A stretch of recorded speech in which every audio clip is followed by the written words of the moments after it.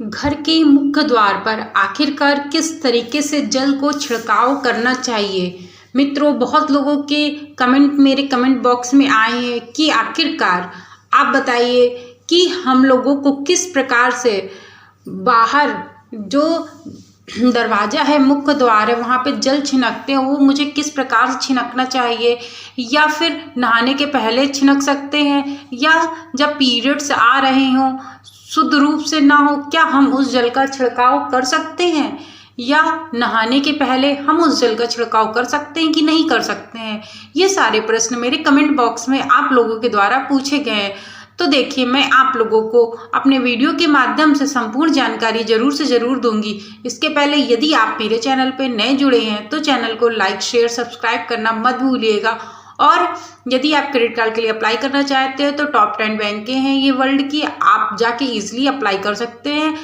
Description box में link pin किया हुआ है। तो चलिए आपको बताते हैं कि मुख्य द्वार पर यदि आप जल का छिड़काव करते हैं तो आपको किस प्रकार से जल का छिड़काव करना चाहिए।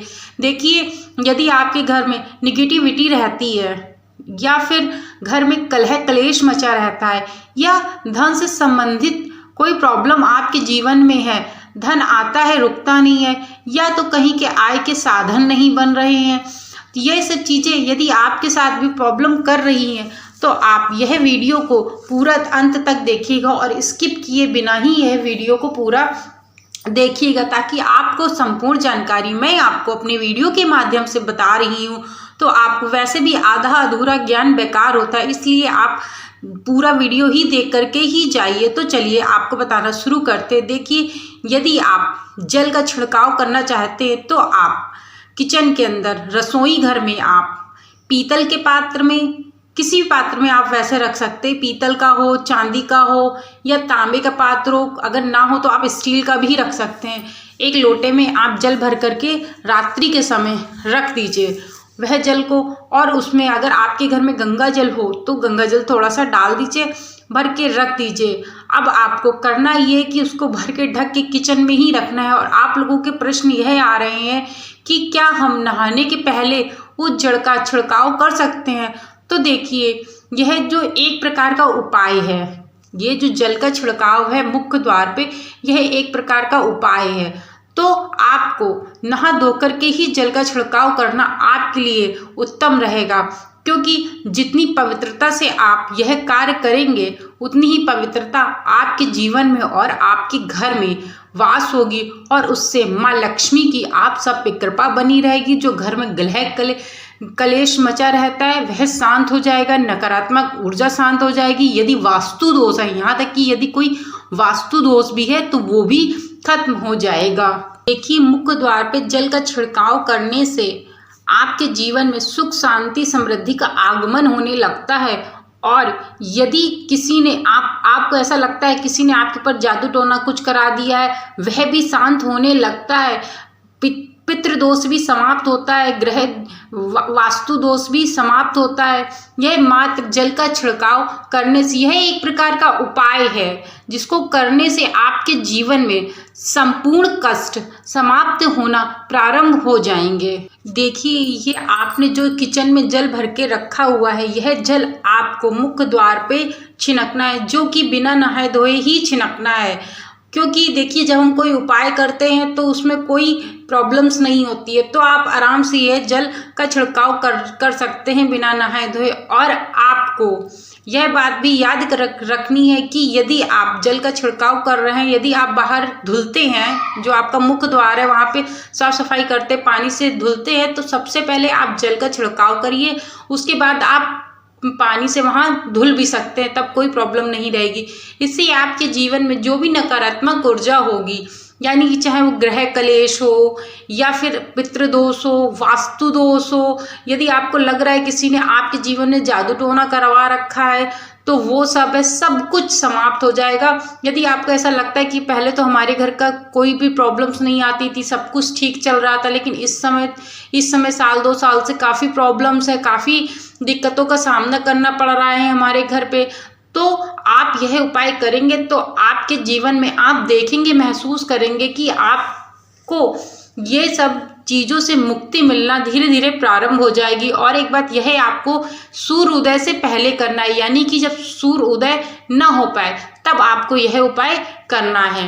और एक बात, जल का छिड़काव करते समय आप माँ लक्ष्मी, अपने पितृ, जो तुम्हारे पितृ हैं उनका नाम जल का छिड़काव करते हुए आप उनका नाम लेते रहिए, क्योंकि ऐसा कहा जाता है कि सुबह के समय मतलब प्रातः काल के समय माँ लक्ष्मी भ्रमण करती हैं। जिस प्रकार से महादेव और माँ पार्वती शाम के समय सायंकाल में भ्रमण करते हैं, उसी प्रकार से माँ लक्ष्मी जो होती हैं वह प्रातः काल में सूर्य उदय के समय भ्रमण करती हैं। जिनके घर पे साफ सफाई, साफ सुथरा, दरवाजा खुला होता है और मुख्य द्वार पे जल का छिड़काव हुआ होता है, उनके घर पे माँ लक्ष्मी जरूर से जरूर प्रवेश करती है, क्योंकि माँ लक्ष्मी जो होती है वो शुद्धता की देवी मानी जाती है और धन लक्ष्मी तो माँ है ही है। तो आपके घर पे जीवन में ऑटोमेटिकली सब चीज़ें ठीक होना प्रारंभ हो जाएंगी। और आगे वीडियो बनाने से पहले आपसे छोटा सा निवेदन है कि आप कमेंट बॉक्स में जय माँ लक्ष्मी जरूर से जरूर लिखिए। और जो भी यह वीडियो देख रहा है, भगवान करे उसके घर पे माँ लक्ष्मी सदैव कृपा बरसाती रहें और उसके जीवन में जो भी दुख तकलीफें हों सारी दूर हो जाए और माँ लक्ष्मी की उन पर कृपा बनी रहे।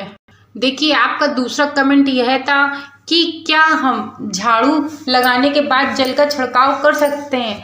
तो नहीं, मैंने आपको सबसे पहले यही बताया कि आप सुबह प्रातःकाल उठें, आप जल का छिड़काव करें। लेकिन इसके पहले यदि जब आप बिस्तर से अपने बेड से उठते हैं तो सबसे पहले आपको दोनों हथेलियों के दर्शन करने चाहिए और माँ लक्ष्मी, महादेव, भगवान विष्णु का नाम लेकर के उनको नमन करना चाहिए। सूर्य उदय के होने के समय यदि आप यह कार्य करते हैं तो आप देखेंगे धीरे धीरे आपके जीवन में जो भी तकलीफें आप महसूस करेंगे कि जो भी दिक्कतें हैं धीरे धीरे वह दूर होने लगी धन से संबंधित। उसके बाद सभी देवी देवताओं को प्रणाम करते हैं। प्रणाम करने के बाद आपको पृथ्वी के पैर छूने हैं। पैर छू के आपको राइट हैंड का जो पैर है, आपका राइट पैर है, आपको उसको पृथ्वी पर रखना है, रख के और उसको प्रणाम करना है पृथ्वी को। तो उसके बाद यह कार्य आपको प्रारंभ करना है।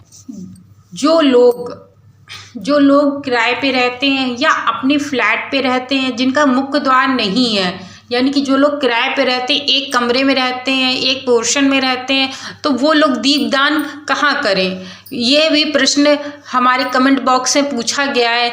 तो आप लोग यह कर सकते हैं कि आपका जो मुख्य द्वार है, यानी कि आप जहाँ पे मेन डोर पे ताला बंद करके आप जाते हैं, लॉक करके आप जाते हैं, वहाँ पर आपको दीपदान कर सकते हैं। वही उसी को आप मुख्य द्वार मान सकते हैं। वहीं पे आप जल का छिड़काव भी कर सकते हैं। और यही चीज़ सेम फ्लैट में है। जो भी व्यक्ति जहाँ पे उसकी नेम प्लेट लगी होती है वही उसका मुख्य द्वार होता है मित्रों। जो नेम प्लेट लगी होती है वही उसका मुख्य द्वार होता है और वो वहीं पर ही जल का छिड़काव और दीपदान, जो भी व्यक्ति दीपदान शाम के समय करता है वो उसी टाइम पे अपने मुख्य द्वार पे कर सकता है। देखिए, कुछ महिलाओं ने यह भी प्रश्न पूछा है, क्या पीरियड्स के समय हम दीपदान कर सकते हैं या जल का छिड़काव कर सकते हैं? तो देखिए, जल का छिड़काव करने में कोई प्रॉब्लम नहीं है, क्योंकि जल का छिड़काव आप इजीली किचन में जल ले जाके आराम से कर सकते हो, कोई प्रॉब्लम। लेकिन जो दीपक होता है वो हमारे पूजा विधि के कार्यों में शामिल हो जाता है। इस कारण से आप जो है दीपदान नहीं कर सकते हैं, क्योंकि पीरियड्स में जब तक हम शुद्ध ना हो जाए तब तक आपको यह कार्य नहीं करने होते हैं पूजा पाठ से जुड़े हुए। क्योंकि दीप है तो भगवान के सामने वो माँ लक्ष्मी के लिए अर्पित किया जा रहा है दीप, इस कारण से आप दीप नहीं लगा सकते हैं।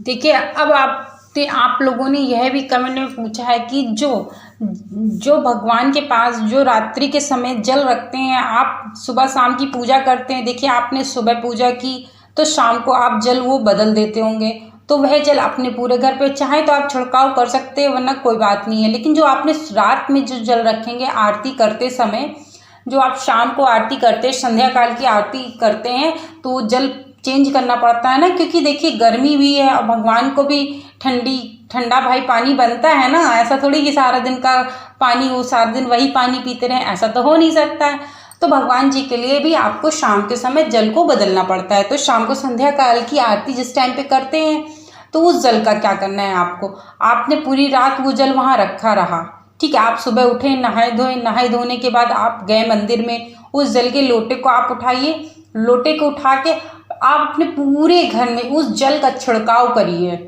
इससे नेगेटिविटी जितनी भी होगी, और एक चीज़ ग्रह दोष जिसको कहते हैं वास्तु दोष, यह चीज़ें धीरे धीरे आप देखेंगे कि दूर होने लगेंगे।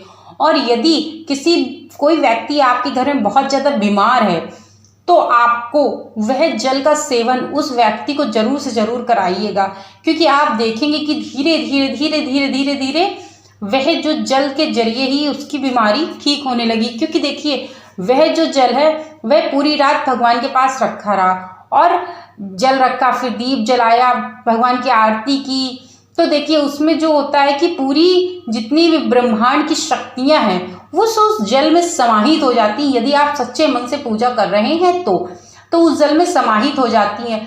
तो उस जल से यदि आप घर पे छिड़काव करते हैं, कोई व्यक्ति बीमार है उसको आप जल पिलाते हैं, वो तो वह शीघ्र से ठीक होने लगे, और आपके घर में जितनी भी कलह कलेश ये सब चीज़ें हो रही होंगी सब दूर हो जाएंगी, और धन की प्राप्ति, धन के आगमन होने प्रारंभ हो जाएंगे मित्रों, प्रारंभ हो जाएंगे। अब मैंने आपको यह छोटी छोटी बातें थी, मैंने आपको सारी बातें बता दी हैं।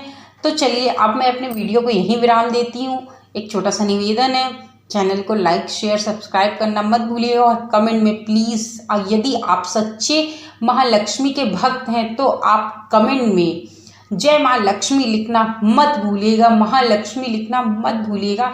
क्योंकि आप देखेंगे जो भी व्यक्ति कमेंट में महालक्ष्मी या लाइक करेगा, शेयर करेगा, उसके जीवन में देखिएगा आप कैसे उन्नति की सीढ़ियों में चढ़ता चला है। क्योंकि ये मेरा कुछ नहीं कर रहे हो, ये भगवान जी का आप जो कर रहे हो सब भगवान जी के लिए ही कर रहे हो, भगवान जी का ही कर रहे हो। तो उन्हीं के जरिए आप बने हुए हो, सृष्टि का निर्माण उन्होंने किया, तो उनके जरिए आपका कल्याण होना स्वाभाविक है। तो thank you so much video को वॉच करने के लिए।